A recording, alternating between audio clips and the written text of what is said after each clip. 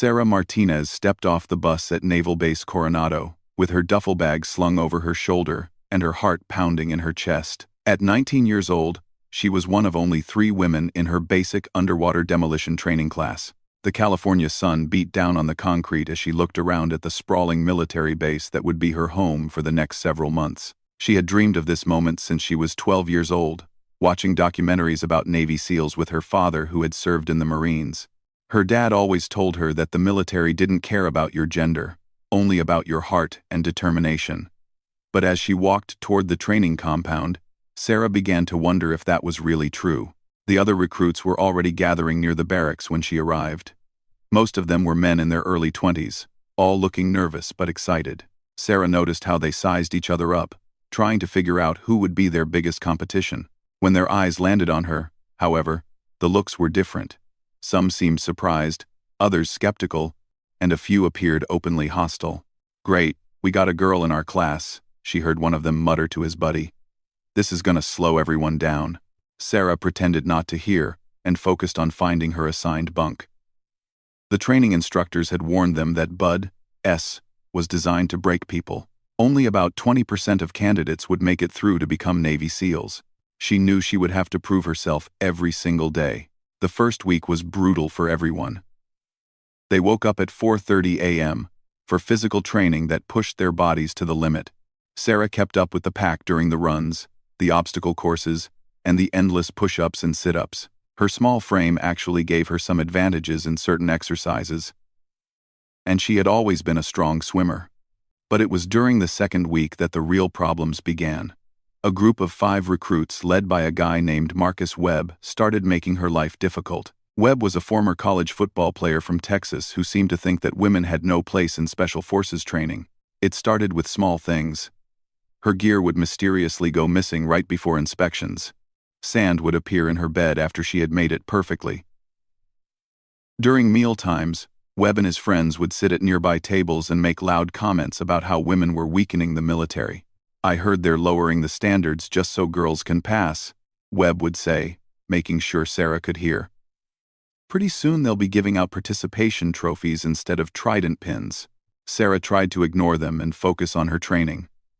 She knew that complaining would only make things worse and might confirm their belief that she couldn't handle the pressure. But the harassment escalated quickly. During a particularly challenging pool exercise where recruits had to hold their breath underwater while instructors tried to disorient them, Webb deliberately kicked Sarah in the ribs while underwater. When she surfaced, gasping for air, he pretended it was an accident. The instructor didn't see what happened, and Sarah knew that if she reported it, Webb would deny everything. The next incident was worse. During a night training exercise where teams had to navigate through obstacles in complete darkness, Webb's group surrounded Sarah when they were out of sight from the instructors. They didn't touch her, but they formed a tight circle and started pushing her psychologically. "You don't belong here," Webb whispered aggressively. "You're going to get real soldiers killed when you can't keep up in combat.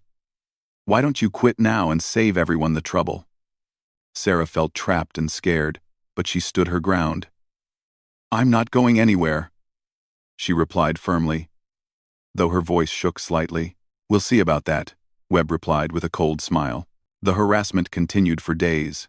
Sarah's performance started to suffer because she was constantly looking over her shoulder, wondering when the next incident would occur. She barely slept, knowing that Webb and his friends might try something while she was vulnerable.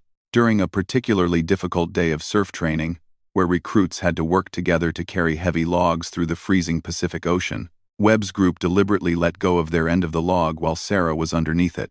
The massive piece of wood crashed down, nearly crushing her leg. She managed to roll away just in time, but the message was clear. That evening, as Sarah sat alone in the mess hall picking at her dinner, she overheard Webb talking to his friends at the next table. They were planning something for the following night during the combat swimming exercise. She couldn't hear all the details, but she caught enough to know it was going to be bad. Sarah realized she was at a breaking point. She could report the harassment to her instructors, but military culture often meant that problems were expected to be solved without running to authority figures. She could try to confront Webb directly, but she was outnumbered 5-1. Or she could quit, which is exactly what Webb wanted. As she sat there, feeling more alone than she had ever felt in her life, Sarah noticed someone approaching her table. It was Chief Petty Officer Rodriguez, one of the Bud.'s instructors. He was a compact man, with serious eyes and numerous scars on his arms that suggested he had seen real combat. "Martinez," he said quietly, sitting down across from her.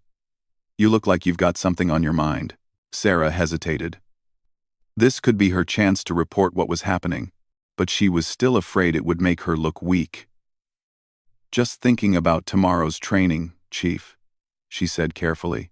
Rodriguez studied her face for a moment. "You know, I've been watching your class closely. Most of you kids have no idea what you're really getting into, but there are always a few who stand out." He paused. "You're one of them, Martinez. You've got the heart for this." Sarah felt a wave of emotion but kept her expression neutral. "Thank you, Chief. The thing is," Rodriguez continued, "I've also been noticing some other patterns in your class. Some recruits seem to think this is still high school instead of military training." His eyes were sharp and knowing. Problems like that have a way of working themselves out, usually sooner rather than later. As he stood to leave, Rodriguez added quietly, "Tomorrow's night training should be interesting. Word of advice: stick close to the water during the combat swim. You never know who might be looking out for you." Sarah watched him walk away, wondering what he meant by that last comment. She had no idea that her situation was about to change dramatically, or that help was coming from the most elite warriors in the United States military. The next evening arrived with an ominous feeling in the air. Sarah had spent the day trying to focus on training, but Webb and his group kept exchanging meaningful glances that made her stomach twist with anxiety. During the afternoon briefing for the night combat swimming exercise, she noticed them whispering and pointing in her direction when they thought she wasn't looking. The exercise was designed to simulate a real-world scenario where SEAL candidates would have to swim silently through enemy waters at night.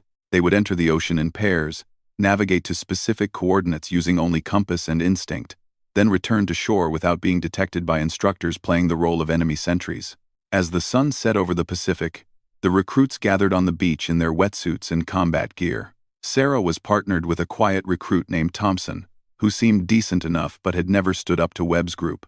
She could tell he was nervous about being associated with her during the exercise. "Listen," Thompson whispered, as they prepared to enter the water. "Maybe we should stay away from the others tonight. I heard Webb talking about teaching you a lesson out there." Sarah's blood ran cold, but she kept her voice steady. "What exactly did you hear?" "Something about making sure you understand that you don't belong here," Thompson replied, his eyes darting nervously toward Webb's group. "I think they're planning to corner you when we're far from shore, where the instructors can't see or help." The pairs began entering the water at 5-minute intervals.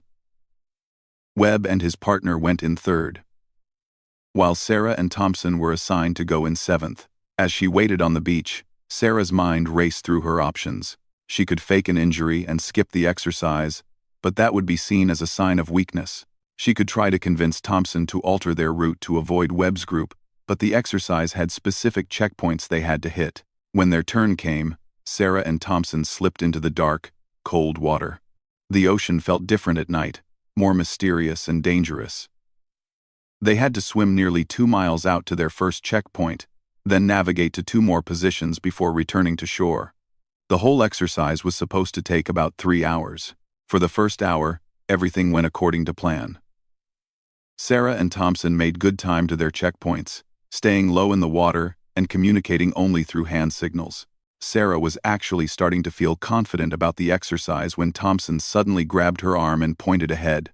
About 50 yards in front of them, barely visible in the moonlight, was another pair of swimmers. But instead of continuing toward their own objectives, they appeared to be waiting. As Sarah and Thompson got closer, they could see it was Webb and his partner, treading water and watching their approach. "Change direction," Thompson whispered urgently. "Let's go around them."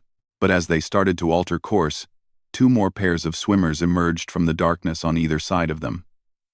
Webb had coordinated with his friends to surround Sarah in the middle of the ocean. Far from any help, Sarah realized with growing terror that they had planned this carefully, positioning themselves to intercept her at the most remote part of the exercise route. Well, Webb's voice carried clearly across the water as the 5 swimmers closed in around Sarah and Thompson. "Look what we found out here all alone." Thompson, clearly frightened, started backing away. "Come on, guys, let's just finish the exercise. The instructors will notice if we're late getting back." "Thompson's right," Sarah said, trying to keep her voice calm. "We all need to complete our objectives." Webb laughed coldly. "See? That's the problem right there. You keep talking like you're one of us. Like you belong in this program, but you don't." The other 4 recruits moved closer, forming a tight circle around Sarah in the dark water. "You're going to wash out of Bud's tonight?" Webb continued. "We're going to make sure of it. You can either quit voluntarily right here, swim back to shore, and tell the instructors you realized you're not cut out for this, or we can help you realize it." Sarah felt panic rising in her chest, but she forced herself to stay calm. "I'm not quitting. I earned my place here just like everyone else." "No, you didn't," one of Webb's friends snarled. "They lowered the standards to let girls in. You're going to get real warriors killed in combat because you can't keep up." As they spoke, Sarah noticed they were slowly forcing her away from Thompson and deeper into the ocean. She realized that if something happened to her out here, they could claim it was an accident. The water was cold and dark, and even strong swimmers could get into trouble quickly. "Last chance," Webb said menacingly. "Quit now, or we make this really unpleasant for you." Sarah looked around at the 5 hostile faces surrounding her in the water and made a decision. "Go to hell, Webb." That's when Webb nodded to his friends, and they started closing in. Sarah prepared to defend herself as best she could. But she knew the odds were hopeless. 5 against 1 in the middle of the ocean was not a fight she could win. But just as Webb reached for her, something extraordinary happened. Dark shapes began emerging from the water around them, like ghosts rising from the depths. At first, Sarah thought her eyes were playing tricks on her in the moonlight, but then she realized what she was seeing. Swimmers in full combat gear, moving with a silence and efficiency that was almost supernatural. Within seconds, the 5 recruits who had been threatening Sarah found themselves surrounded by what appeared to be an entire platoon of elite warriors. These weren't instructors or other BUD/S candidates. These were real Navy SEALs, and they had appeared out of nowhere like avenging angels. "Gentlemen," a calm voice said from the darkness. Sarah couldn't see the speaker clearly, but his tone carried an authority that made everyone in the water freeze. "I think there's been a misunderstanding here." Webb and his friends suddenly looked like what they really were, scared kids in way over their heads. "We were just... This is part of the exercise," Webb stammered. "Is that so?" the SEAL replied. "Because from where we're sitting, it looks like 5 recruits decided to gang up on one of their classmates in the middle of the ocean. That doesn't sound like any exercise I'm familiar with." Another SEAL swam closer to Sarah. "You okay, miss?" he asked quietly. Sarah nodded, still not quite believing what was happening. "Yes, sir." "Thank you." The lead SEAL turned his attention back to Webb's group. "Here's how this is going to work. You 5 are going to swim directly back to shore. You're going to report to Chief Rodriguez immediately and explain exactly what you were doing out here. And you're going to hope that when we file our report about this incident, your commanding officers decide you're worth keeping in this program." Webb tried to protest. "You can't prove we were doing anything wrong. We were just..." "Son," the SEAL interrupted, his voice like ice. "I've got 30 witnesses who just watched you threaten a fellow service member. We've been tracking this whole situation from the beginning. Did you really think your little harassment campaign was invisible?" Sarah suddenly understood. These SEALs hadn't just happened to be in the area. They had been watching, waiting, and protecting her without her even knowing it. Chief Rodriguez's cryptic warning the night before suddenly made sense. "Now move," the SEAL commanded. "Before we decide to make this a training exercise on underwater combat techniques," Webb and his friends didn't need to be told twice. They swam away toward shore as fast as they could, clearly terrified of what they had just encountered. As Sarah watched them disappear into the darkness, she realized that her ordeal was far from over. But for the first time since arriving at Bud's, she didn't feel alone. As Webb and his friends disappeared into the darkness, swimming frantically toward shore, Sarah found herself surrounded by 30 of the most elite warriors in the United States military. In the moonlight, she could see their faces now. Seasoned men with calm eyes and quiet confidence that came from years of real combat experience. "Martinez, right?" the lead SEAL asked, treading water effortlessly beside her. "I'm Commander Stevens. We've been keeping an eye on your situation for the past week." Sarah was still processing what had just happened. "How did you know? How were you here so fast?" Commander Stevens smiled slightly. "Young lady, this is our backyard. We know everything that happens in these waters." When Chief Rodriguez reported that some of his recruits were planning something stupid during tonight's exercise, we decided to take a swim ourselves. Another SEAL, older with graying temples, swam closer. "Your reputation precedes you, Martinez. Word is you've been handling yourself pretty well, under some difficult circumstances." "Not well enough, apparently," Sarah replied, feeling embarrassed that she had needed rescuing. "Are you kidding?" the commander said. "You've been dealing with harassment for 2 weeks without breaking, without quitting, and without compromising your training standards. That takes serious backbone. What happened tonight wasn't your fault. It was a failure of leadership that we're going to make sure gets corrected." One of the younger SEALs spoke up. "My sister went through Marine officer training last year. She faced similar garbage from some of the men in her class.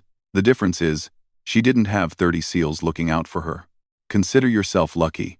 As they began swimming back toward shore together, Commander Stevens explained what would happen next. "Webb and his friends are going to face a disciplinary hearing first thing tomorrow morning. What they did tonight constitutes assault and conduct unbecoming. They'll be lucky if they're just kicked out of Bud's instead of facing formal charges. More importantly," added the graying SEAL, "the entire training program is going to get a serious attitude adjustment. This kind of harassment has no place in the military. Period. We're all supposed to be on the same team." The swim back to shore felt completely different from Sarah's journey out. Instead of feeling isolated and threatened, she was surrounded by protectors who treated her as an equal and a fellow warrior. They shared stories about their own training experiences, offered advice about the challenges ahead, and made it clear that the SEAL community had her back. When they reached the beach, Chief Rodriguez was waiting with several other instructors. His expression was grim as he watched Webb's group emerge from the water ahead of them. The 5 recruits stood in a miserable line on the sand, dripping wet and clearly terrified about what was coming next. "Martinez," Chief Rodriguez called out as Sarah walked up the beach. "Are you injured? Do you need medical attention?" "No, Chief. I'm fine," Sarah replied. "Good. Report to my office at 0600 tomorrow morning. We need to discuss what happened out there and make sure nothing like this occurs again." Commander Stevens approached the chief and spoke quietly with him for several minutes while the other SEALs began to disperse. Before leaving, many of them stopped to offer Sarah words of encouragement. "Remember," one of them told her, "being a SEAL isn't just about individual strength.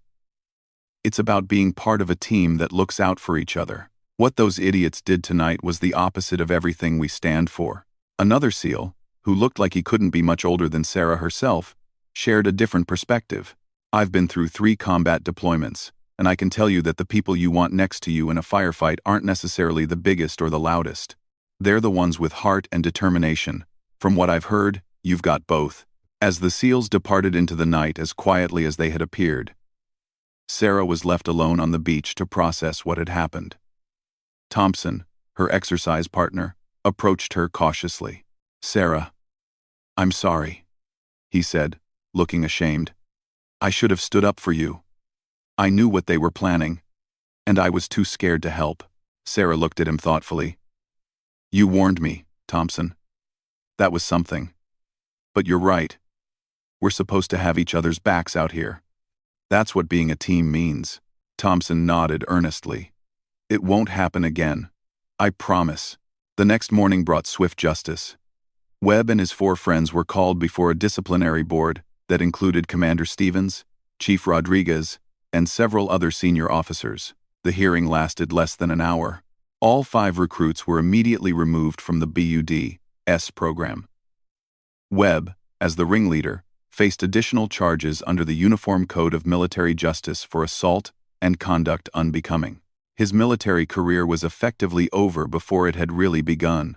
But the changes went deeper than just removing the troublemakers.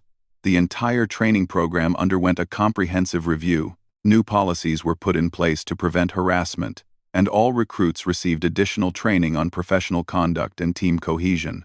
More importantly, the culture began to shift. The other recruits in Sarah's class, who had previously remained silent while she was being harassed, suddenly found their voices. They started including her in their study groups, inviting her to join them for meals, and treating her like the teammate she had always been. Sarah's performance in training improved dramatically once she no longer had to worry about sabotage or harassment. She excelled in the water exercises, held her own during the brutal physical training, and demonstrated the kind of mental toughness that instructors looked for in potential SEALs. During Hell Week, the notorious 5-day period designed to break candidates both physically and mentally, Sarah not only survived but helped several of her teammates push through their darkest moments.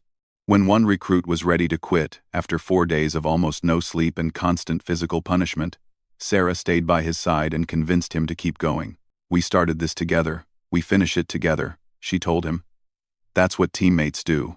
3 months later, when Sarah's BUD-S class held their graduation ceremony, 30 Navy SEALs showed up to watch. Commander Stevens was there, along with many of the men who had protected her that night in the ocean. They weren't just there as spectators.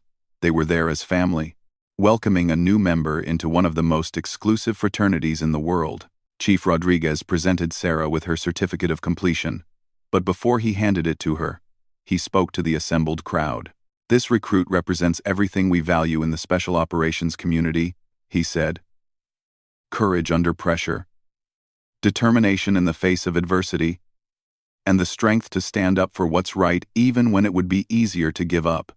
She didn't just complete our training. She made our program better by being part of it." As Sarah accepted her certificate, she looked out at the faces in the crowd.